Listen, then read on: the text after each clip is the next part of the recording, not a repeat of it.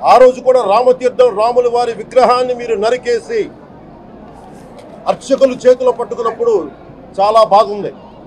కానీ ఆ రోజు కూడా దాన్ని రాజకీయ పరంగా మేము తీసుకెళ్ళా. దోషులకి శిక్ష పడాలి, వీళ్ళెవరో కనుక్కోండి. ఈ రోజు వరకు మీరు పట్టించుకోవాలా.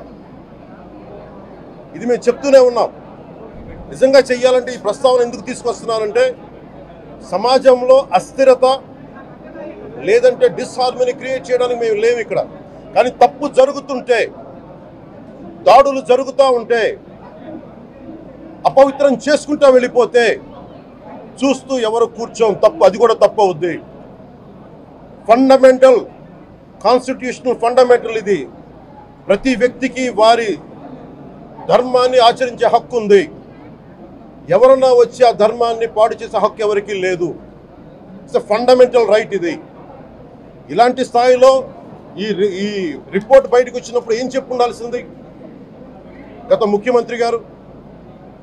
నేను ఏ రోజు కూడా మీరు చూశారు, ఇది ప్రభుత్వం, మన కొత్త ప్రభుత్వంలోకి వచ్చాం. ఇది వెండెట్టా ప్రభుత్వం కాదు, ఇది పగా ప్రతీకారాల ప్రభుత్వం కాదు ఇది. కానీ తప్పు జరుగుతుంటే మటుకు చేతులు కట్టుకొని చూసే ప్రభుత్వం కూడా కాదు. అది మీకు చాలా పగడ్బందీగా తెలియజేస్తున్నాను విషయం. అలాంటిది మా మీద ఎన్నో మాట్లాడినా మేము ఎప్పుడు మాట్లాడలా. రామతీర్థం గురించి జరిగినప్పుడు కూడా మేము మాట్లాడలా. కానీ ఈ రోజున రిపీట్ అయిపోతున్నాయి మిస్టేక్స్. అలవాటైపోయింది, ఆలవాలం అయిపోయింది. ఇంక ఇక్కడితో ఆగాలి. ఇది ఎప్పుడే ఫుల్ స్టాప్ టు దిస్. దీంట్లో ఒకరు నిందించట్లా. టీటీడీ బోర్డు ఉంది, వైసీపీ కాన్స్టిట్యూట్ చేసిన టీటీడీ బోర్డు ఉంది. వైవి సుబ్బారెడ్డి గారు ఉన్నారు టీటీడీ చైర్మన్గా. టీటీడీ ఈవోగా ధర్మారెడ్డి గారు ఉన్నారు. మళ్ళీ వాళ్ళు కాకుండా కొత్తగా వచ్చారు.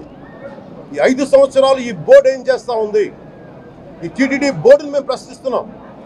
మీరు బయటికి రండి. గత ముఖ్యమంత్రి ఏం చేసి ఉండాల్సింది? వచ్చినప్పుడు మీరు పంపించండి ల్యాబ్స్కి. మీకు ఎవరైతే తప్పులు చేశారో వారి మీద మీరు చర్యలు తీసుకోండి చెప్పాలి. కానీ తప్పులు చేసిన వాళ్ళు వెనకేసుకొచ్చే విధానం ఏంటో నాకు అర్థం కావట్లేదు. ఇది ఆయన మార్చుకోవాలి. అంతేగాని మీరు అస్థిరత చేసే ఆలోచన కానే కాదు. ఇదే మీరు ఊహించండి.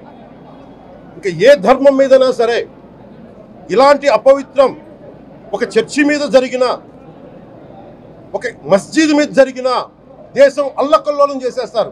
ప్రపంచం అంతా మాట్లాడతారు, గ్లోబల్ న్యూస్ అయిపోద్ది.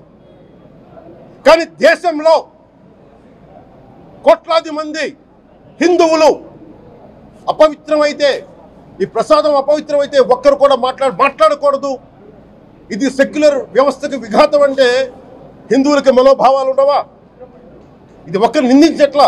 అసలు మీరు ప్రస్తావన చేయకూడదు, ఇది తప్పు, ఇది మాట్లాడకూడదంటే ఎట్లా?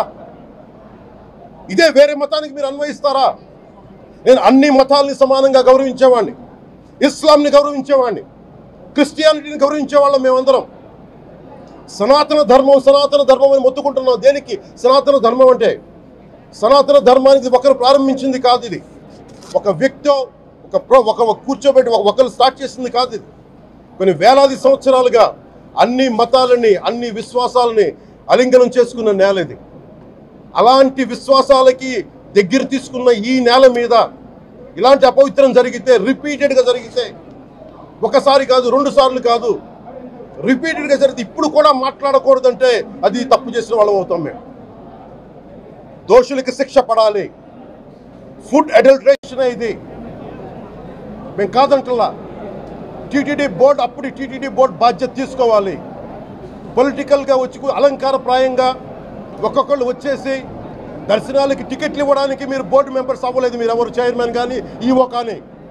మీరు అక్కడ ధర్మాన్ని పరిరక్షించాలి. మీరు అక్కడ మీ ఇష్టాలకి మీరు కూర్చోబెట్టి మీ ఇష్టాలకి కాంట్రాక్ట్లు ఇచ్చుకోవడానికి మీరు టీటీడీ బోర్డుకి మీరు వెళ్ళలేదు. మీరు అందరూ, మీ అందరికీ బాధ్యత ఉంది.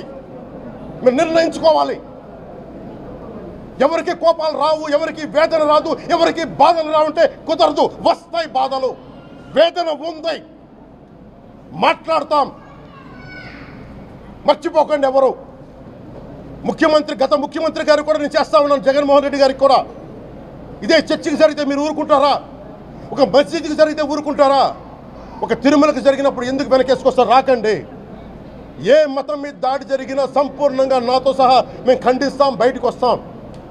ఇస్లాం మీద దాడి జరిగితే మేము మాట్లాడతాం, క్రిస్టియానిటీ మీద దాడి జరిగితే మేము మాట్లాడతాం, హిందూ ధర్మం మీద, సనాతన ధర్మం మీద దాడి జరిగితే కూడా నేను మాట్లాడతాను. ఇది మొదటిసారి కాదు, మేమందరం మాట్లాడతాం. ఇది ప్రాథమిక హక్కు. ఇది పరస్పర విశ్వాసాలను గౌరవించుకోవడం చాలా చాలా అవసరం. ఇది అందరికీ తెలియజేస్తున్నాను. ఇది దోషులకి కఠిన శిక్ష పడాలి. అలాగే ముఖ్యమంత్రి గారికి కూడా నేను తెలియజేసుకున్నాను, చంద్రబాబు నాయుడు గారికి కూడా క్యాబినెట్ మీటింగ్ జరగాలి, అసెంబ్లీలో చర్చ జరగాలి. అసలు టీటీడీ ట్రస్ట్లో ఎన్ని అవకతవకలు జరిగినాయి, దీని మీద కూలంకషంగా దీని మీద చర్చలు జరగాలి. అలాగే నిన్న అందరూ మీడియా పెద్దలు కూడా అడుగుతూ ఉన్నారు, అధిపతులు, పత్రికాధిపతులు కూడా అడుగుతూ ఉన్నారు, మీడియా వారు కూడా అడుగుతున్నారు, దీన్ని సిబిఐకి తీసుకెళ్లాలా లేదా అనేది. అది గౌరవ ముఖ్యమంత్రి గారు నిర్ణయం తీసుకోమని. మీరు ఏ నిర్ణయం తీసుకున్నా క్యాబినెట్ మీ వెనకాల ఉంటుంది, ప్రజలు మీ వెనకే ఉంటారు. ఇది ఇక్కడితో ఆగాలని మనస్ఫూర్తిగా నేను కోరుకుంటున్నాను. అలాగే 40 సంవత్సరాలుగా కర్ణాటకలోని గీ కంపెనీకి ఇస్తూ ఉన్నారు. 15,000 కేజీలు అవసరం అవుతుంది నెయ్యి, మనకి స్వచ్ఛమైన నెయ్యి. అలాంటిది వీళ్ళు 1000 రూపాయలు కొన్నదాన్ని వీళ్ళు 360 రూపాయలకే వస్తుందని చెప్పి ఎవరో మిడిల్ మ్యాన్ వచ్చి చెప్పారు. ఆ మిడిల్ మ్యాన్ ఎవరు? దీని మీద సంతకం పెట్టింది ఎవరు? మీరు 1,00,000 లడ్డూలు మీరు అయోధ్యగా పంపించినప్పుడు మాట్లాడింది ఎవరు? చెక్ చేశారా? క్వాలిటీ చెక్ చేశారా? కోట్లాది మంది భగవంతుణ్ణి విశ్వాసం ప్రకటించే ప్రతి ఒక్కరి ఈ రోజున బాధకు గురయ్యారు. నాకు నిజంగా ఇంకో వేదన కూడా ఉంది. ఇది ఇంకొకరు నిందించట్లా. తిరుమలలో ఉండే ఇంతమంది సేవ చేసుకునే వ్యక్తులు కానీ మీరందరూ హిందువులే కదా. మీరందరూ టీటీలో ఉండే వందలాది మంది ఎంప్లాయీలు, మీకు ఉద్యోగులు, వేలాది మంది ఉద్యోగులు, మీరందరూ ఏం చేస్తున్నారు? మీరు హిందువులు కాదా? మీరు స్వామివారికి అపవిత్రం జరుగుతూ ఉంటే మీరు కల్తీ నేచరు మీకు తెలిసి కూడా మీరు ఎందుకు కాముకున్నారు? భయపడ్డారా? వైసీపీ అంటే వైవి సుబ్బారెడ్డి గారంటే భయపడ్డారా? ధర్మారెడ్డి గారంటే భయపడ్డారా? ఏ స్వామి అయితే మీకు ఆశ్రయం ఇచ్చారో ఆ స్వామికి అపవిత్రం జరుగుతూ ఉంటే మీరందరూ కామ్గా కూర్చునే మీకు ఎలా వచ్చింది? మీకు ఇది నేను సాటి హిందువులను కూడా నేను ప్రశ్నిస్తున్నాను. మీరు కూడా తప్పు చేశారు దీంట్లో. ఇది ముందుగా ప్రతి హిందువు గౌరవించాల్సింది. దీన్ని మీ మతాన్ని మీరు గౌరవించుకోండి ఫస్ట్. ప్రతి హిందూ నేర్చుకోవాలి. ఇది ప్రతి హిందువు ఆత్మపరిశీలన చేసుకోవాలి. మీరు బయటికి రావాలి. తప్పు జరుగుతూ ఉంటే కూర్చొని చేతులు కట్టుకొని మనకెందుకులే అంటే ఇలాగే ఉంటాయి. ఇది మారాలి. ఇది అందుకు నేను కూడా దీంట్లో భాగమే. కాబట్టి నిజంగా నాకు ఇన్ని సమస్యలు చెప్పారు ఇన్ని సంవత్సరాలుగా. వైసీపీ మీద పోరాటాలు చేస్తున్నారు. రోడ్లు బాగలేదంటే మాట్లాడాం, రైతుకి సమస్యలు వస్తే మాట్లాడాం, గుడులు అపవిత్రం చేస్తుంటే మాట్లాడాం. కానీ ఏ ఒక్కరు కూడా బలంగా కూర్చొని టీటీడీ ఉద్యోగులు ఎవరైనా సరే ఇలా జరుగుతుంది అని తెలిసి కూడా కామ్కున్నారంటే మీరు మహా అపరాధం చేశారు. ఆ మహా అపరాధానికి నాకు సంబంధం లేకపోయినా ఈరోజు నేను ప్రాయశ్చిత దీక్ష మొదలుపెట్టాను. ఈరోజు 11 రోజులు స్వామివారికి నేను క్షమాపణలు కోరుకుంటూ దీక్ష తీసుకుంటున్నాను. ఇది మారాలి, భవిష్యత్తు ఇలా ఉండకూడదు అని కోరుకుంటూ సెలవు తీసుకున్నాను.